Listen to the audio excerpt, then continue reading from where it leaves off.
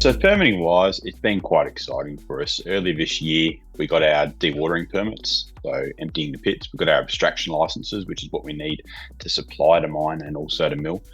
In September or August, we got our clearing permits for the site, so the native vegetation clearing permit, and that's for the entire operation. So that's for the processing plant, the tailings dam, everything we want to do for this project. And then this week, we got the key one for us, which is the underground mining permit. So now we've got everything we require to start mining in the underground operations, which is a pretty exciting time.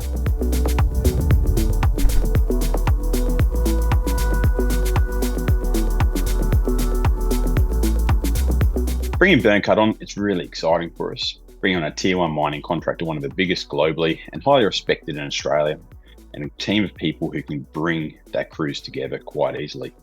They're going to start mobilising the site next Monday, the 27th of October. That'll be when the machines jump on the back of the trucks, head up there, and they'll arrive on Tuesday. The workforce is due to start arriving on the 29th. They'll probably spend a few days to a week prepping the site, and then the intention is to start firing the decline in United North the following week.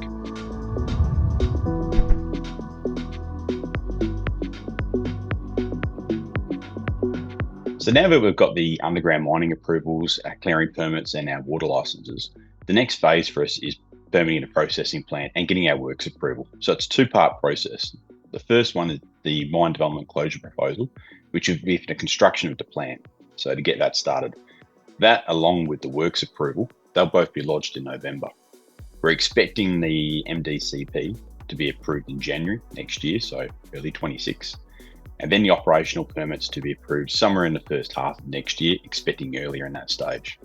What that means though is when we get the MDCP, we can actually start the site works. We can get the pads cleared and start putting the foundations into the mill. And when we get the works approval, then we can start the large construction activities and also get the power station underway too.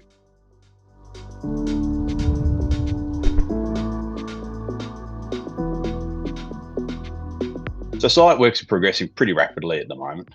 Dewatering, we started in June. We finished the first pit, United North, 2 months later. The preparation work started there in September and it's mine ready now. So again, with Byrnecut rocking up in the coming days, they'll be ready to go straight in and start mining. Main pit, we're a bit over halfway through the dewatering process now. So that's going really, really well. Heading up there this week, seeing that progress has been pretty exciting. Going forwards, that pit should be dewatered in around January. So everything's tracking well for that. Camp-wise, the first 60-room camp expansion is well underway. So we've got a fantastic set of facilities up there now. We've got 51 rooms. We've got lots of grass, a sports court, swimming pool, all the base facilities in place.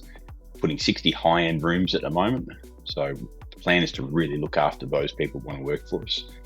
We've also committed to the next 240-room expansion as well, which is 120 rooms at permanent and another 120 temporary rooms as well to help with construction. And that'll all start pretty quickly once we hit an FID, targeting January, February. With the DFS, that's progressing very rapidly. All our final deliverables are due within the next week, and we're still tracking to release this DFS in November. And with gold today, it's sitting up over $6,300 an ounce.